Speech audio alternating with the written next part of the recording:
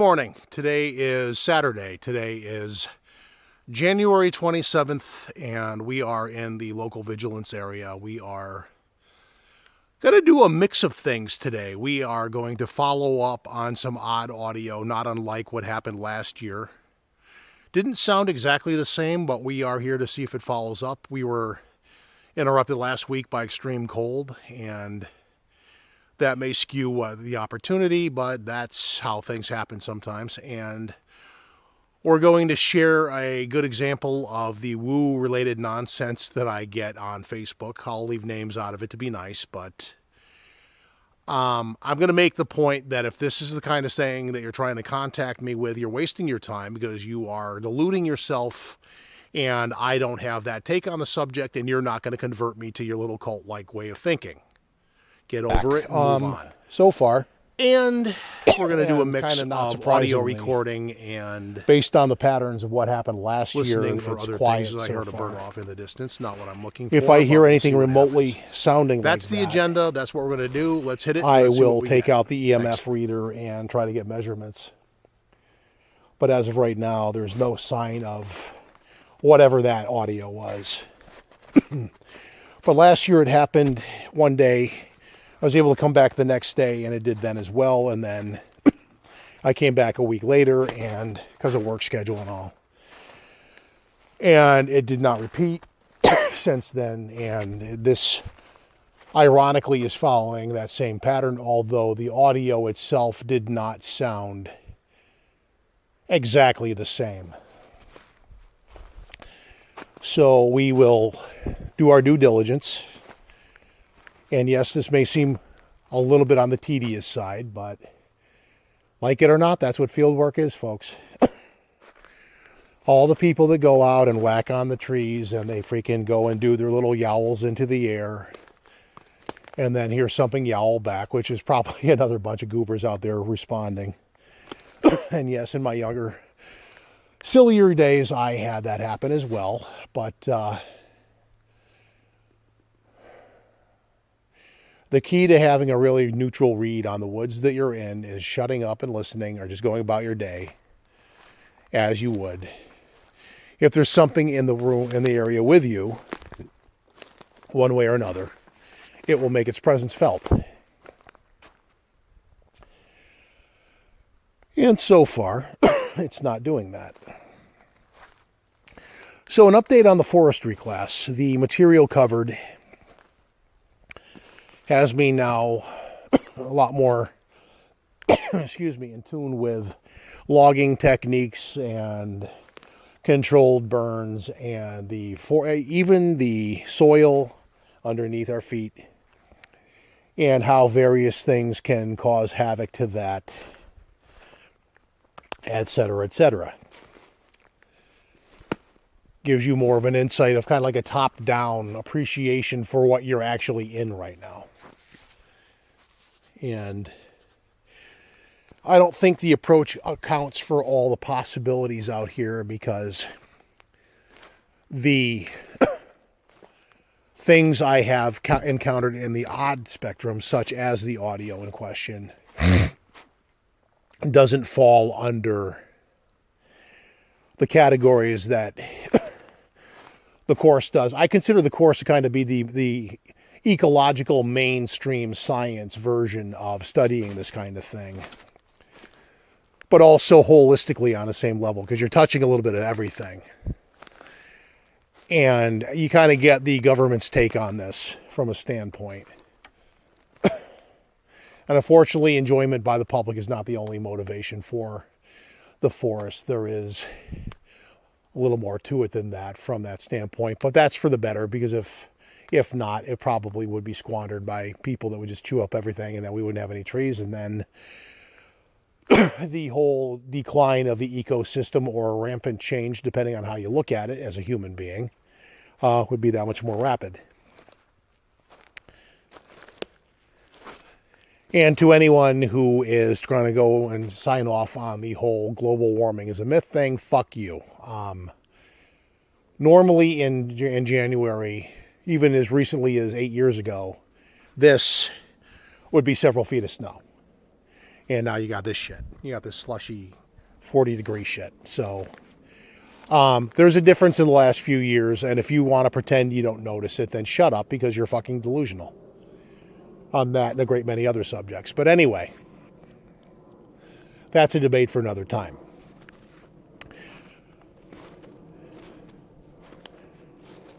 Also, not natural sound is the fact that you have air travel going over, and that's the modern world we live in.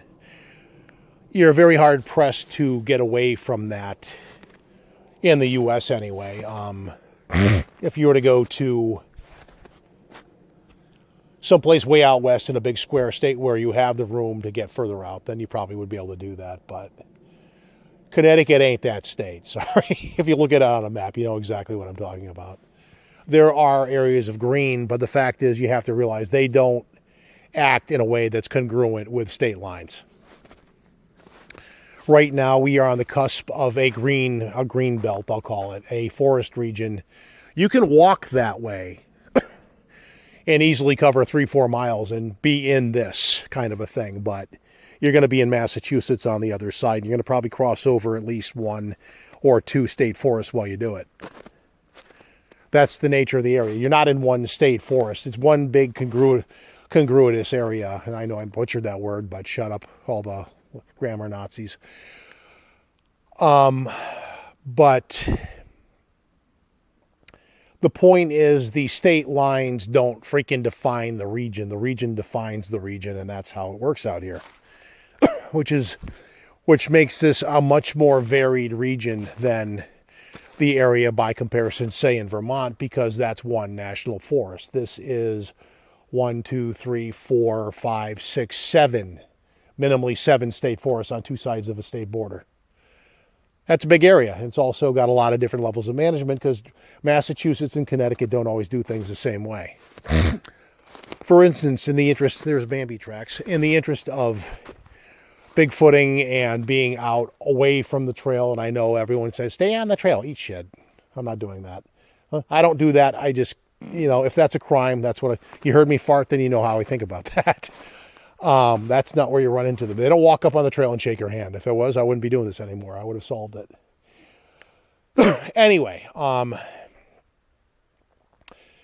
as an aside, and there are people that will misrepresent this due to their own ignorance, but versus Connecticut, where it's perfectly fine and dandy to carry bear mace because you're allowed to, in the People's Republic of Massachusetts, no offense to the massholes, but you have to be 18 or you have to have some kind of an SID card that you need to carry a gun to carry bear mace, which is ridiculous.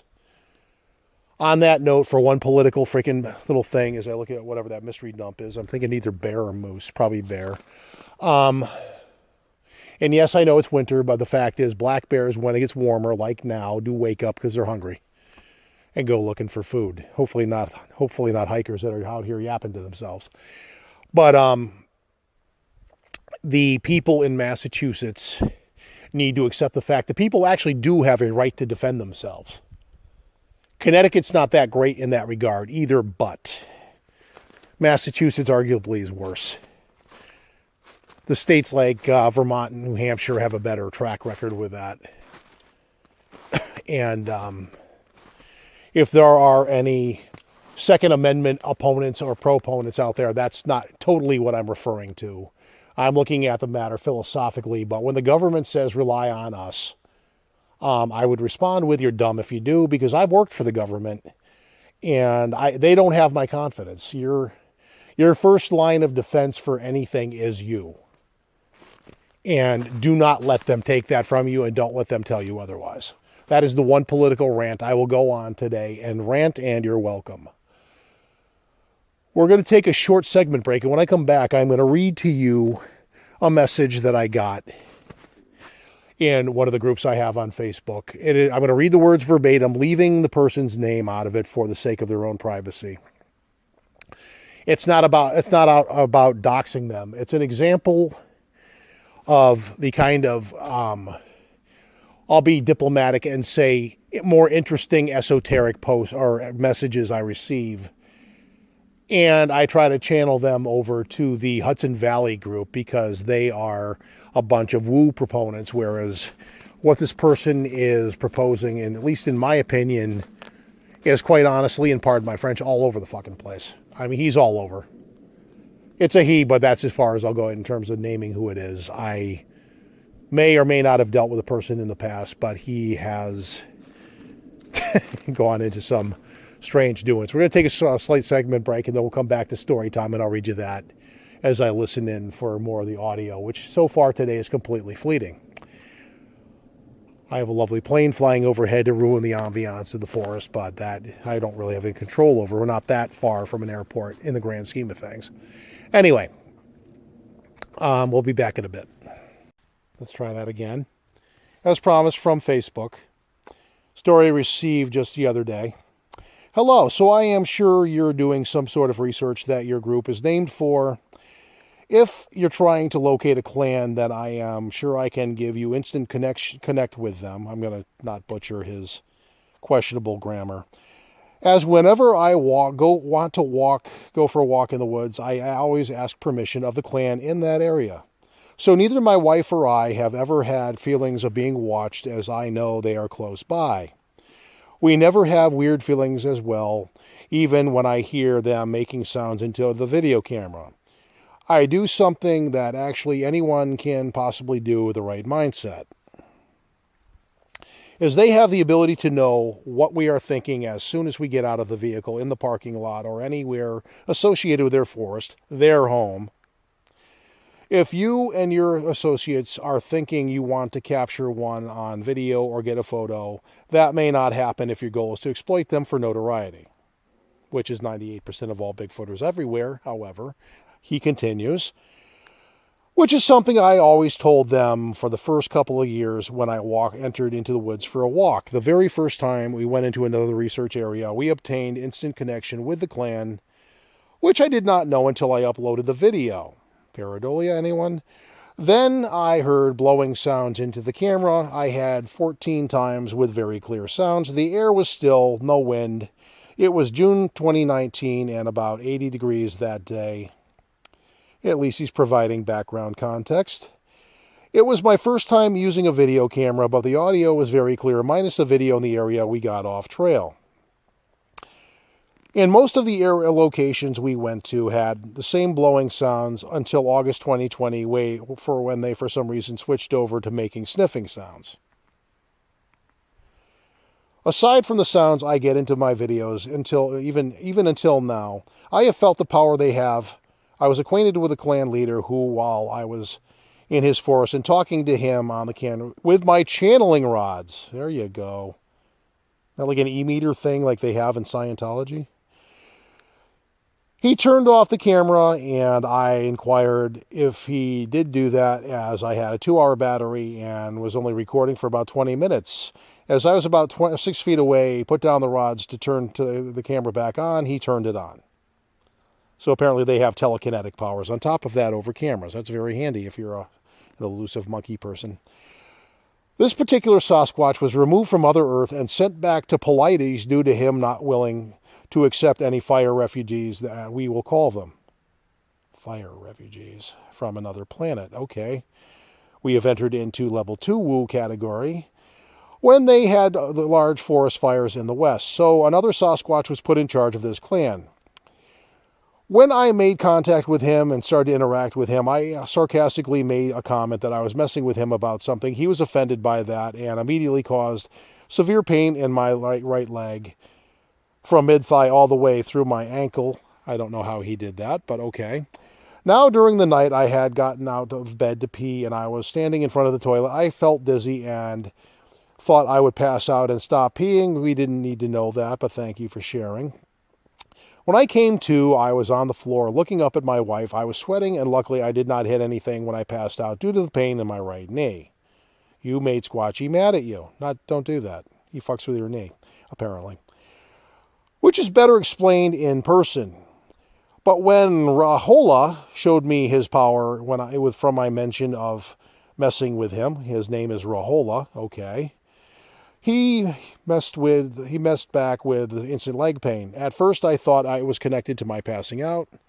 I stopped talking to him, and my wife was home from work due to the pandemic, and I had her get the crutches so I could maneuver around. So I will shorten the story here. The next day, after realizing my mistake with Rahola, as the pain was continuous for 24 hours, I personally apologized to him, and the pain was instantly gone. I could stand again and walk with no issues. Think about that for a few seconds. So I knew my connection with them was something most researchers do not have, and I've told a few people about this who had wanted to exploit my connection with them on podcasts, which I will never do. I was specifically looking to locate them as much as I am seeking to see the things that they create out in the forest. That would be stick struckers, I assume. But I have gotten the sense that they do want to interact with people who can learn from them with an open mind and have better questions to ask them than I have. So let me know the type of research or interest you and your group is doing, and if it's possible, I could assist you. Thanks if you made it to this point. I have never been able to create a short story about anything long-winded. I will back you up on that, but okay. By the way, if you're interested in hearing those blowing sounds, check out my earlier YouTube channel. So now we get this, or they get the nice, lovely plug. I actually have dealt with this gentleman before. Sasquatch Creativity in the Forest for some timestamps. Alrighty then. So, that's a lot to take in. Bear with me one second. This is the kind of thing that I get on my Facebook pages from time to time.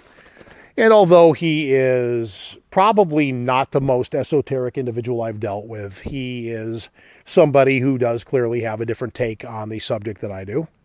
And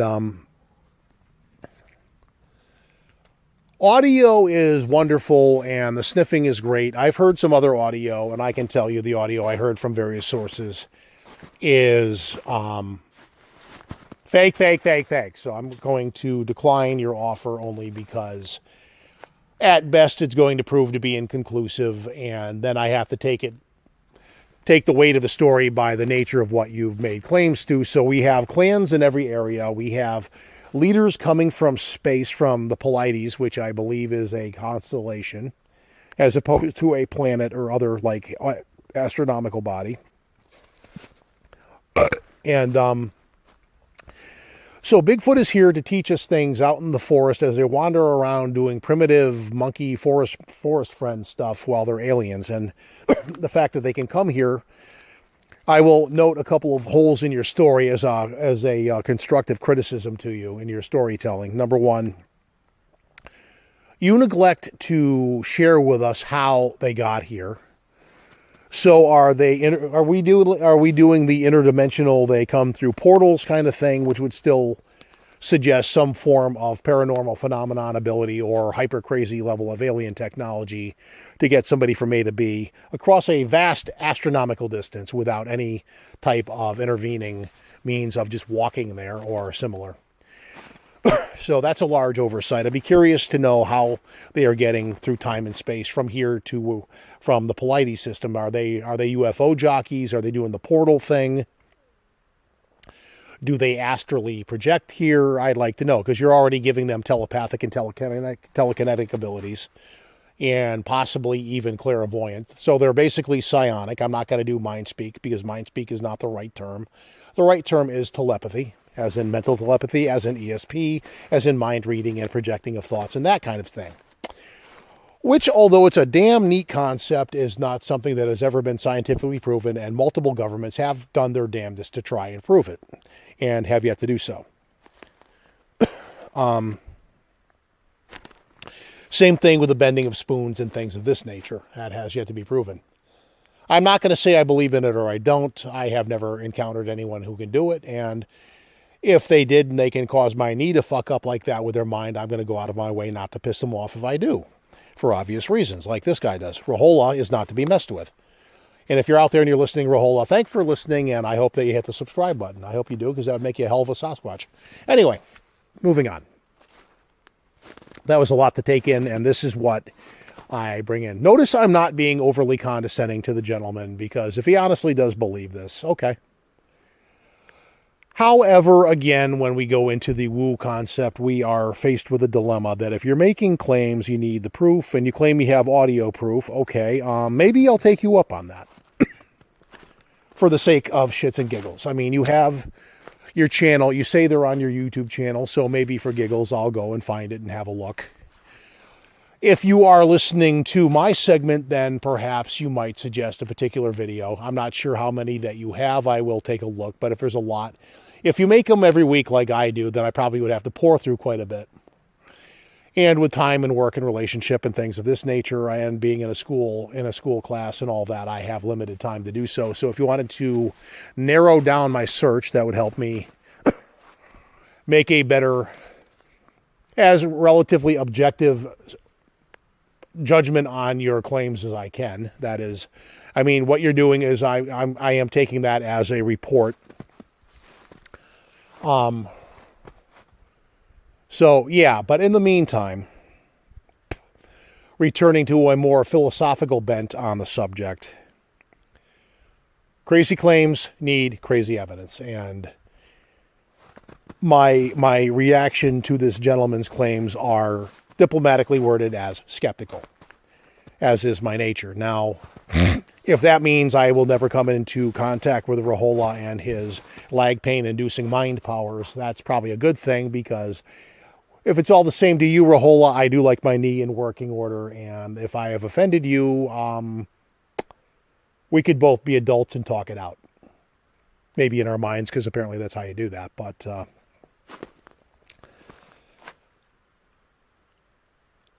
now, to my own experience, I have encountered a family group of 3 over the course of 2016 through 2018 in the Green Mountains. And during that time, I did not encounter mind speak. I did not encounter any portal-related shenanigans or anything of that nature, nor did my knee get all messed up by their mind. And I did have 2 aggressive, territorial, I will call them, encounters where I think initially, the mother of the group was with child, and the male was a tad aggressively protective of the family. But what I saw was, number 1, corporeal, and number 2, something that was, I'll just use the word simian-like in their demeanor. And I didn't hear speak. I heard grunting and that kind of thing. I did, however, likely encounter something that would be likened to infrasound, which is why the phenomenons out here are of interest, because if there is infrasonic activity in the forest, that gives me pause.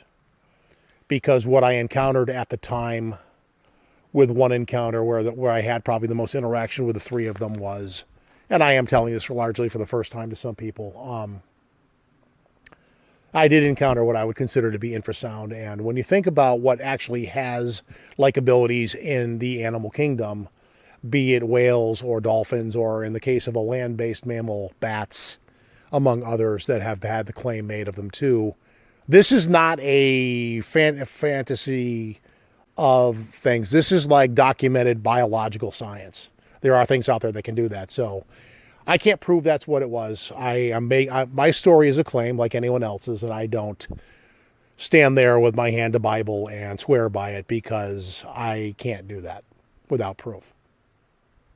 But my point is, I did not encounter somebody telling me their name in their head and like there's a rotation from their planet to ours. And if they were aliens with advanced technology, I'm sorry, I just think they would go about it differently than what you're describing. The whole alien as an alien with forest-dwelling tendencies, when you have the advanced portal technology to come here from there, just doesn't make a lot of sense. It doesn't follow our logic, but maybe they just think differently. I don't know.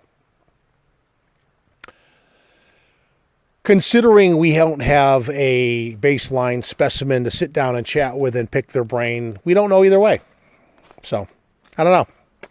But that was the story time we have, and as we travel down the road of other things into the community and any, I guess we'll just call it gossip fodder or the like. It's been kind of a slow week again. It's that time of year, though. Unfortunately, and to my disappointment, I haven't heard boo in the way of the weird pulsing audio kind of thing going on, but I will continue to keep an ear out for it.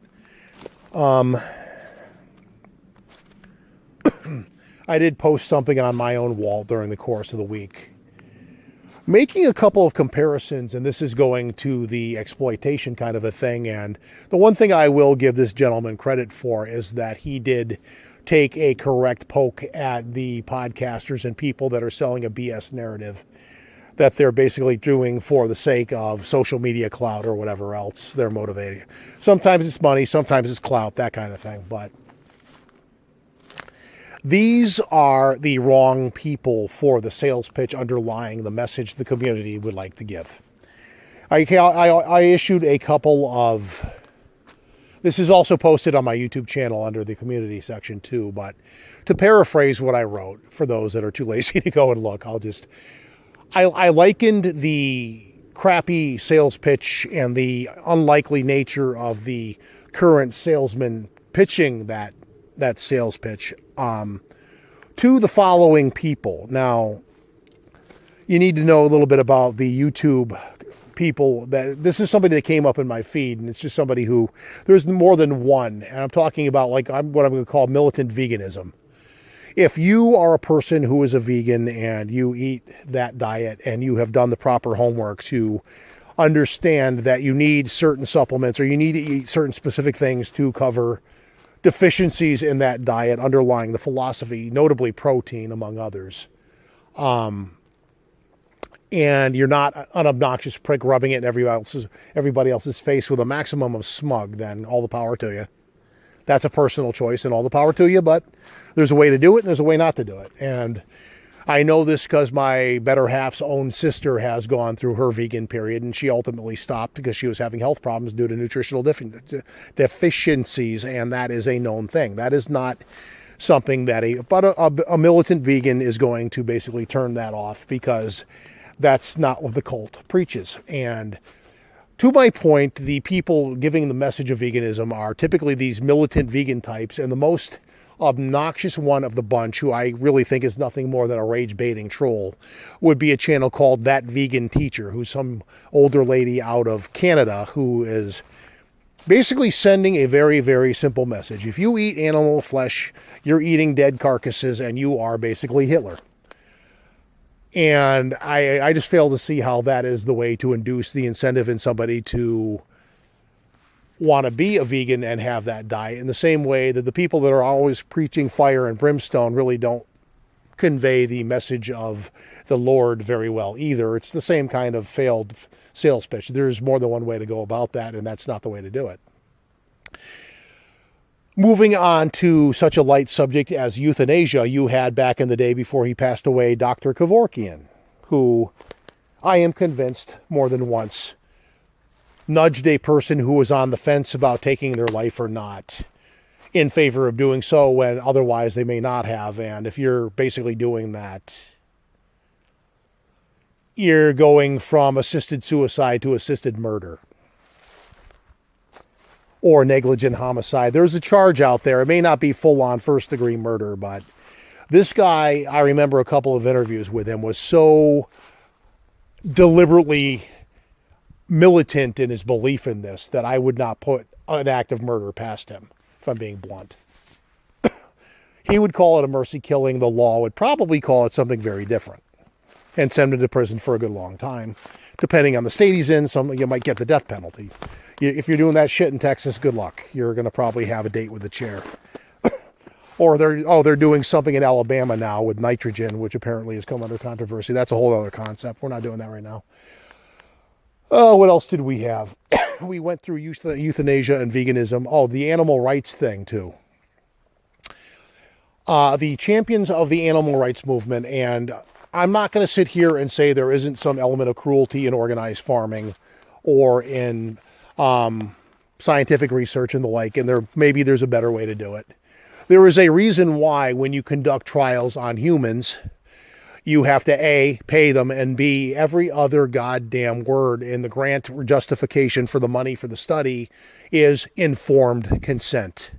The person who is going to be your little lab rat is going in eyes wide open, knowing the risks of what they're going to do and the like.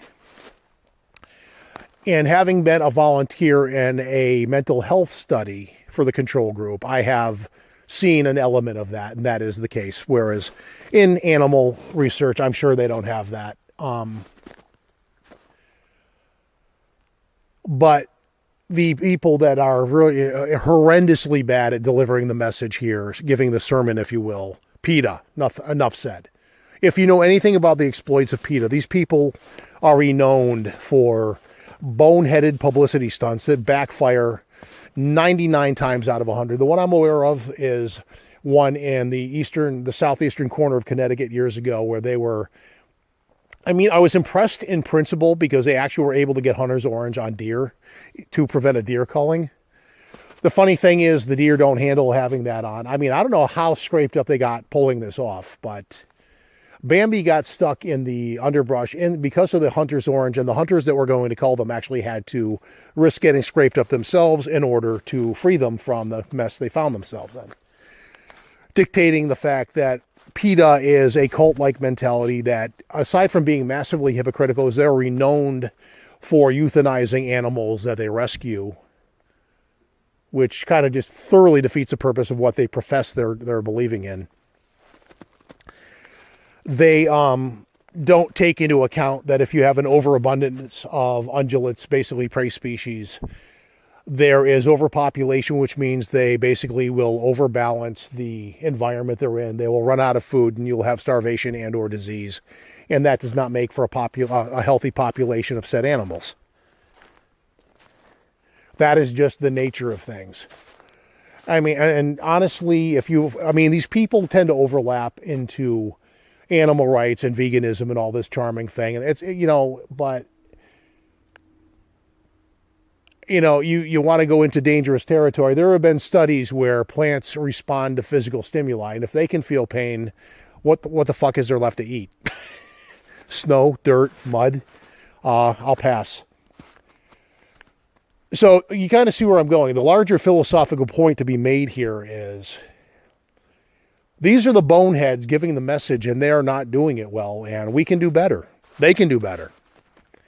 Any one of these points in the right context does have a valid point to make in the right context. But the twats that are trying to give the message are the biggest assholes on the face of the planet.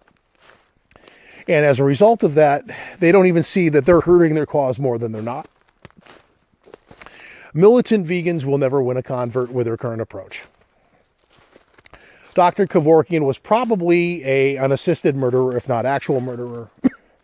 PETA is some of the biggest bunch of collective... What are these tracks?